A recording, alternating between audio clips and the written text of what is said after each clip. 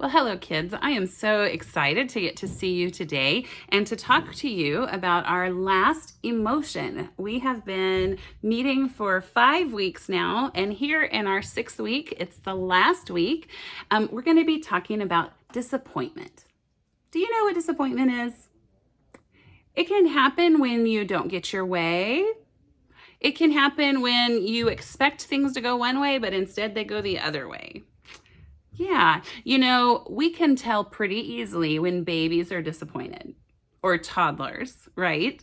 Can you show me what a baby or toddler might do when they're disappointed, when they're upset because they're not getting their way? Show me. Yes, they might stomp their feet, shake their head, and say, no, no, no, or something like that. Show me your best pout, because that's another thing babies do when they don't get their way. Their face pouts. Oh, very good. Very good. Well, not just babies or kids get disappointed. Adults get disappointed too. Right now with the world the way it is, people are disappointed about a lot of things. And so today we're going to look to King David to see how he dealt with disappointment, and maybe we can learn something from him. So I'm going to invite Laughter out one last time. Laughter, thank you so much for being a part of our series. Oh, yes, you're taking a bow. Oh, Laughter, you're so confident in yourself today. Very nice. So remember, when I say David, that's when Laughter is going to stand up or sit down, and you can stand up or sit down or raise your hand or put it down too.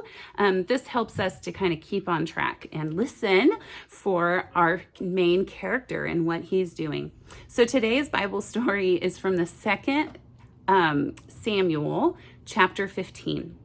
And here we find King David dealing with a bit of a disappointment. As any father would, David expected his oldest son, Absalom, to be the next king in line. David raised him and trained him to rule and lead, to take over the kingdom that David had created when he died. But that's not what happened at all. In fact, Absalom turned against David. Over a 4-year period, he tricked and deceived the people of Israel. And how he did it was very sneaky. When people came to see King David, Absalom stopped them before they got to see the king. He told them, I know you have a problem, but my dad does not have time for you. If I were in charge, things would be different. They would be better. Absalom's plan was working. He was gaining followers against his dad, King David. And King David was losing followers. Absalom plotted with the people and decided that he was going to take over his father's kingdom. One day, a messenger came to David saying, the entire country has joined Absalom against you. Can you imagine how disappointed David must have been? Oh my goodness, he was probably very disappointed.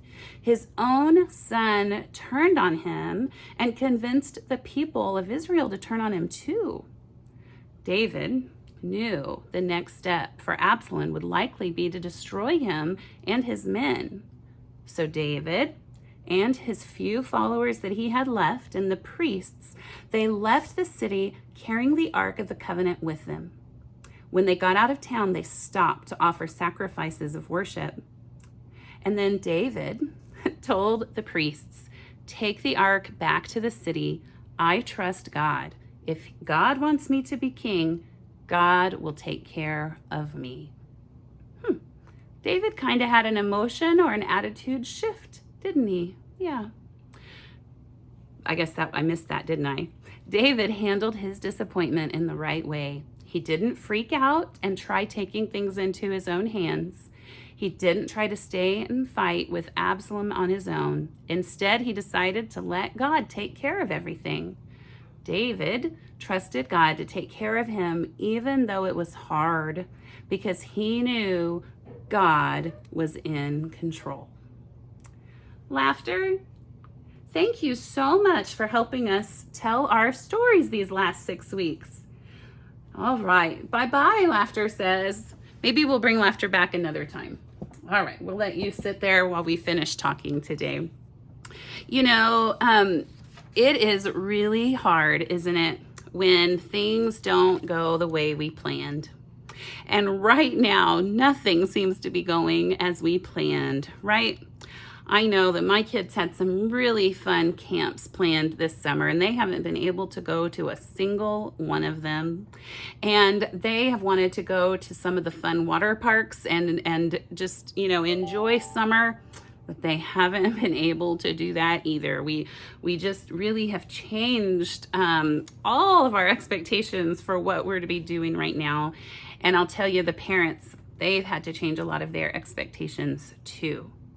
But it is really important to always remember that God is in control. Sometimes we try to fix things that we are disappointed about, and we sometimes make a bigger problem because we're trying to fix things all on our own without getting any input from God. We have to always remember that God is in control, even when it's hard, because trusting God when things are going kind of crazy can be very, very hard to do. Our power verse on this 6th week of our study goes like this: trust in the Lord with all your heart and do not depend on your own understandings. And it's from Proverbs 3:5. That's one of my very favorite verses because it reminds us not to just do things our way when we're disappointed, or when we're angry or scared or any of the other emotions that we've felt, but to make sure that we have God a part of our lives helping us to make those decisions. Well, this is our final week in our lesson about emotions. On Wednesday nights now, we are going to gather and we are just going to play games for the rest of July. It's going to be kind of like summer break. And so we would love to have you join us on Wednesday nights from 5:45 to 6:15 for some fellowship time and some game time. And I will still be posting a Sunday school type lesson on Thursday afternoons that you'll have then a full week to watch before the next one is posted. So I hope that you all have or have had a wonderful 4th of July, safe 4th of July, and I will see you next time. Bye-bye.